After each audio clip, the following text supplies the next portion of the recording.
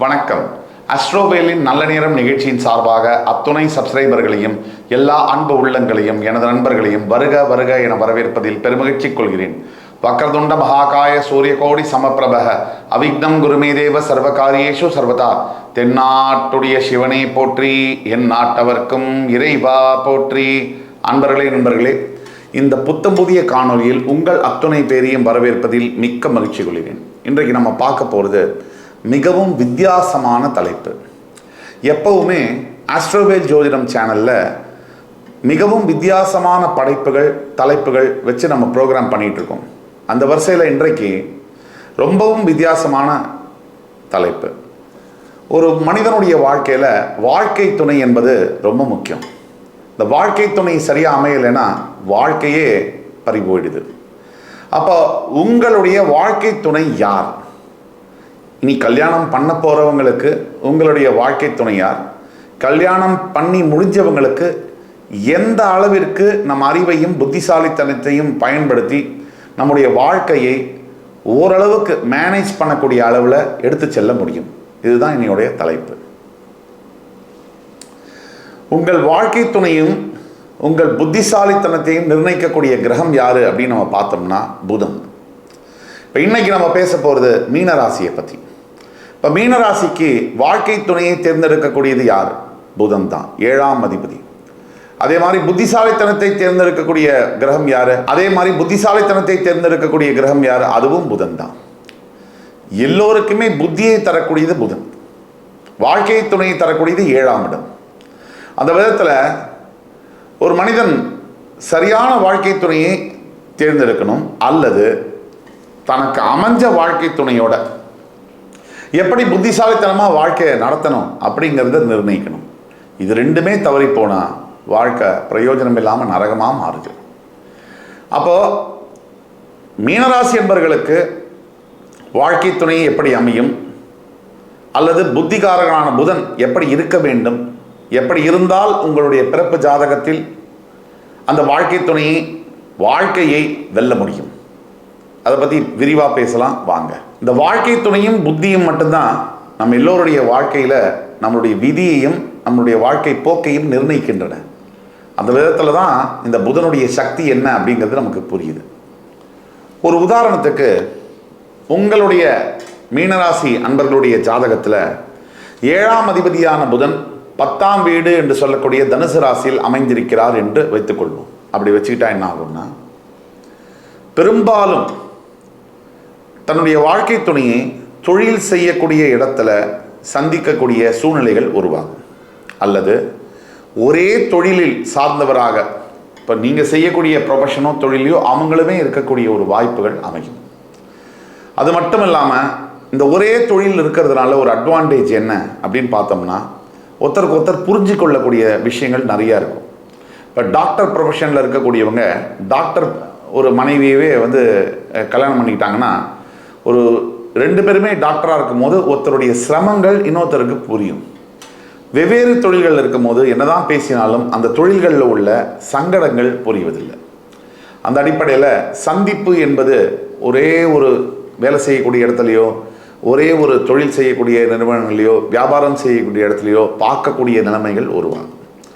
இது உங்கள் பிறப்பு ஜாதகத்தில் மீனராசிக்காரர்களுக்கு 7ஆம் அதிபதியான புதன் 10ஆம் இடம் என்று சொல்லக்கூடிய தனுசு ராசியில் இருக்கும்போது உங்களுடைய வாழ்க்கை துணை வேலை செய்கிற இடத்துல, தொழில் செய்கிற இடத்துல அமையக்கூடிய சந்திக்கக்கூடிய வாய்ப்புகள் இருக்குது. பொதுவாக இந்த 2 பேருடைய பொருளாதார நிலை, 7ஆம் அதிபதி 10ஆம் வீட்டில் இருந்தால் ரொம்ப நல்லதுன்னு சொல்லுவாங்க. இந்த தொழில் அமையக்கூடிய வாய்ப்பு நல்லா இருக்கும் போது பொருளாதார நிலையும் உங்களை விட, அதாவது கணவனை விட மனைவி அதிகப்படியான பொருளாதார நிலையிலேருந்து வருவாங்க. அதாவது கணவனை விட மனைவி கணவனை விட வசதி படைத்த ஒரு நிலையிலேருந்து வருவாங்க. நல்ல வீடு, நல்ல வாசல் வசதிகள், நல்ல ஒரு குடும்ப நிலை, நல்ல ஒரு பண வசதி, இதிலிருந்து வரக்கூடிய வாய்ப்புகள் மிக மிக அதிகம். இன்னொரு முக்கியமான விஷயம், ஆண்கள் மீனராசியாக இருக்கும் பொழுது திருமணத்திற்கு பிறகே வாழ்க்கையில் பெரிய வளர்ச்சி என்பது வருகிறது. திருமணத்திற்கு பிறகே வாழ்க்கையில் வளர்ச்சி என்பது வருகிறது. திருமணத்திற்கு பிறகுதான் வாழ்க்கையில் நல்ல முன்னேற்றங்கள். பல பேர் இந்த வீடியோவை பார்த்துட்டு, சார் கல்யாணத்துக்கு அப்புறம் தான் சார் நான் நொந்து போயிட்டேன் அப்படின்னு பேசக்கூடிய வாய்ப்புகள் இருக்குது. அது சுய ஜாதகத்தில் வேறு சில கிரகங்கள் அமைப்பினால் அது மாதிரி வரலாம். நாம் பேசக்கூடியது பொது பலன்கள். பொதுவாக மீனராசி அன்பர்கள் தன்னுடைய வாழ்க்கை துணையை, அதாவது தன்னுடைய வாழ்க்கை திருமணத்திற்கு பிறகு வாழ்க்கை துணை கிடைச்ச பிறகு நல்ல ஒரு நிலையை அடைகிறாங்க. எஸ்பெஷலி கணவன்மார்கள் நல்ல வசதி வாய்ப்புகள், பண வசதி, ஸ்டாண்டர்ட் ஆஃப் லிவிங் என்று சொல்லக்கூடிய பொருளாதார நிலை என்பது உயரக்கூடிய நிலையில் இருக்காங்க அப்படிங்கிறது தான் உண்மை. தனிப்பட்ட ஒருவருடைய ஜாதகத்தில் கல்யாணத்துக்கு பிறகு பிரச்சனைகள் வருது அப்படின்னா உங்களுடைய சுய ஜாதகத்தை தான் பரிசோதனை பண்ணி பார்த்துக்கணும். அந்த பிரச்சனையை எப்படி சரி பண்ணணும் அப்படிங்கிறது தெரிஞ்சுக்கணும். அதுக்கு கீழே கொடுக்கப்பட்டுள்ள வாட்ஸ்அப் நம்பரில் எங்களை தொடர்பு கொண்டு பேசும்போது உங்களுடைய பிறப்பு ஜாதகத்தை பார்த்து துல்லியமாக உங்களுக்கான எதிர்கால பலன்களை கணித்து தர முடியும். இந்த மாதிரி நபர்கள் மனைவி 7ஆம் அதிபதி 10ஆம் வீட்டில் இருக்கும்போது வரக்கூடிய வாழ்க்கை துணை, கணவனுக்கு அமையக்கூடிய மனைவிகள் மீனராசி அன்பர்களுக்கு கல்யாணத்துக்கு பிறகு பார்த்தீங்கன்னா வியாபாரம் செய்தாலோ தொழில் செய்தாலோ அபரிவிதமான முன்னேற்றங்கள். ஒரு பிரான்ச் வச்சுட்டு இருந்தவர் பல கிளைகள் தொடங்கக்கூடிய வாய்ப்புகள். 1 லட்சம் சம்பாதிச்சுட்டு இருந்தவர் 10 லட்சம் சம்பாதிச்சா எவ்வளவு பெரிய முன்னேற்றமோ அந்த அளவிற்கான முன்னேற்றங்களை மீனராசி என்பவர்களுக்கு பிறப்பு ஜாதகத்தில் 7ஆம் அதிபதியான புதன் 10ஆம் வீட்டில் இருந்து திருமணம் நடக்கும்போது பெரும்பாலான சமயங்களில் நடக்கிறது. 2வது விஷயம், ஒருவருக்கு கூர்மையான புத்தி திறன் எப்படி அமைகிறது அப்படிங்கிறத பற்றி பார்த்தோம்னா அதற்கு காரண கர்த்தாவாக இருப்பது புதன் கிரகம். அந்த புதன் உங்கள் ஜாதகத்தில் எந்த இடத்தில் இருந்தால் உங்களுக்கு எம்மாதிரியான பலன்கள் உண்டு அப்படிங்கிறத பற்றி பார்த்தோம்னா பிறப்பு ஜாதகத்தில் நிறைய விஷயங்களை பற்றி பேசலாம்.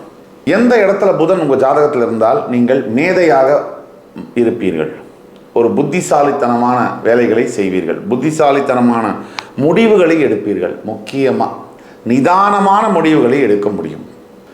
ஒரு உதாரணத்திற்கு புதன் முதல் வீட்டில் இருந்தால் நீங்கள் எதையுமே சீக்கிரமாக புரிஞ்சிக்கக்கூடிய, அப்சர்வ் பண்ணக்கூடிய கேப்பபிலிட்டி உங்களுக்கு இருக்கும்.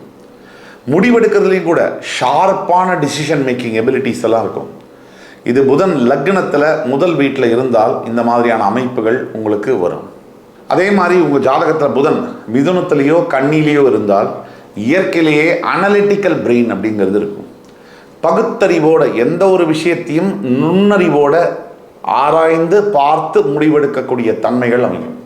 இந்த மாதிரி பீப்புள் தான் பெரிய சிஏ சார்ட்டர்ட் அக்கௌண்ட்ஸ் ஆகவும், இல்லை பேங்க்கில் பெரிய ஆஃபீஸர்ஸ் ஆகவும், இ-காமர்ஸ் பிஸ்னஸில் பெரிய கொடிகட்டி பரப்பரவர்களாகவும் இருக்காங்க. அடுத்த காம்பினேஷனில் பார்த்தோம்னா புதன் குருவோடு சேர்ந்திருக்கும் போது இது ஒரு அபூர்வமான ஒரு சேர்க்கை. இந்த மாதிரி இருக்கக்கூடியவர்கள் மிகப்பெரிய அட்வைசர்ஸாக, ஏன் பிரைம் மினிஸ்டருக்கு சீஃப் மினிஸ்டருக்கெல்லாம் கூட அட்வைசர்ஸாக, ஒரு ஸ்ட்ராட்டஜிக்கல் டிசிஷன் மேக்கிங்கில் அட்வைசர்ஸாக இருந்து கோலூற்றக்கூடியவர்களாக இருக்கிறார்கள். அதே மாதிரி உங்கள் ஜாதகத்தில் உங்கள் லக்னத்திலேருந்து 5ஆம் வீட்டில் புதன் இருக்கும்பொழுது மிகப்பெரிய கண்டுபிடிப்புகள் எல்லாம் உருவாக்குவாங்க. கிரியேட்டிவிட்டி பயங்கரமாக இருக்கும். அதே மாதிரி மிகப்பெரிய ஒரு சயின்ஸில் அட்வான்ஸ்டாக படிக்கக்கூடிய தன்மைகள்லாம் இருக்கும். மிகப்பெரிய ரைட்டர்ஸாக, ஆர்டிஸ்டாக வரக்கூடியவர்கள்லாம் லக்னத்திலேருந்து 5th ஹவுஸில் புதன் இருந்தால் இந்த மாதிரி அமைப்புகளை உடையவர்களாக பார்க்க முடியுது. அதே மாதிரி உங்களோட மீனராசிக்கு 10ஆம் வீட்டில் புதன் இருந்தால் நீங்கள் மிகப்பெரிய பப்ளிக் ஸ்பீக்கிங் எபிலிட்டி உடையவர்களாக இருப்பீர்கள். பெரிய க்ரௌடில் அத்தனையும் பேரையும் ஈர்க்கக்கூடிய பேச்சாளர்களாக நீங்கள் இருப்பீங்க. இது மீன லக்னம் மீன ராசி இரண்டிற்கும் பொருந்தும். இப்போ நாம் பேசிட்டு வந்த இந்த கருத்துக்கள் இதெல்லாம் பொதுவாக சொல்லக்கூடிய கருத்துக்கள். இதற்கும் மேலே இது ஒரு 65 to 70% ஒர்க் ஆகும். இந்த 30% உங்களுடைய பர்த் சார்ட்டில் இருக்கக்கூடிய யூனிக்கான விஷயங்கள்லாம் இருக்குது. அந்த யூனிக்கான விஷயங்களை பொறுத்து உங்களுடைய வாழ்க்கையில், தனிப்பட்ட வாழ்க்கையில் உங்களுக்கான வாழ்க்கை துணை சரியாக அமையலைன்னாலோ, இல்லை நீங்கள் ஒரு தீர்க்கமான முடிவுகளை எடுக்க முடியலைனாலோ அப்போ தான் உங்களுக்கு அஸ்ட்ராலாஜிக்கல் கன்சல்டேஷன் என்பது தேவைப்படுகிறது. உங்களுடைய பிறப்பு ஜாதகத்தை கீழே கொடுக்கப்பட்டுள்ள வாட்ஸ்அப் நம்பரில் ஷேர் பண்ணி உங்களுக்கான ஆன்லைன் அப்பாயின்மெண்ட் வாங்கிட்டு என்னோட நேரடியாக 1-to-1 டிஸ்கஷன் பண்ணி உங்களுக்கான லைஃப் ப்ரிடிக்ஷன்ஸை கேட்டுக்கணும்னா அப்பாயின்மெண்ட் வாங்கி வந்தீங்கன்னா கிளியராக, கிறிஸ்டல் கிளியராக நீங்கள் என்ன செய்தால் ஜெயிக்க முடியும், நீங்கள் எதை செய்தால் பிரச்சனையிலேருந்து வெளியில் வர முடியும், நீங்கள் எதை செய்தால் ஒய்ஃபோட நல்லபடியாக நிம்மதியாக வாழ முடியும், அதற்கான அட்வைஸஸை சொல்ல முடியும். இந்த குறிப்பாக மீனராசி என்பவர்களுக்கு தற்சமயம் 7.5 நாட்டு சனி ஜென்ம சனியாக நடந்து கொண்டிருக்கக்கூடிய இந்த காலகட்டத்தில் இந்த மாதிரியான கன்சல்டேஷன்ஸ் ரொம்ப முக்கியமாக கருதப்படுகிறது. நீங்கள் எதுக்கும் கவலைப்பட வேண்டாம். பரிகாரம் மீனராசிக்கு ஒரே பரிகாரம் இப்போதைக்கு ஈஸ்வரனுடைய பாதம், சிவபெருமானுடைய திருப்பாதங்கள், அதை படிக்கிறது, அதை தொட்டு வணங்கிறது, அதை பிடிச்சிக்கிறது, இதுதான் இப்போதைக்கு சரியான பரிகாரம். தான தர்மங்களை செய்யும் போது மீனராசி என்பவர்களுக்கு எந்த விதமான பிரச்சனைகளிலிருந்தும் ஒரு ரிலீஃப் என்பது கிடைக்கும். இந்த எபிசோடு உங்களுக்கு பிடிச்சிருக்கும்னு நம்புகிறேன். அடுத்து வரும் காணொலியில் உங்கள் அத்துணை பேரையும் சந்திக்கும் வரை உங்களிடமிருந்து விடைபெறுவது உங்கள் சுபாஷ் பாலகிருஷ்ணன். நன்றி, வணக்கம், வாழ்க வளமுடன்.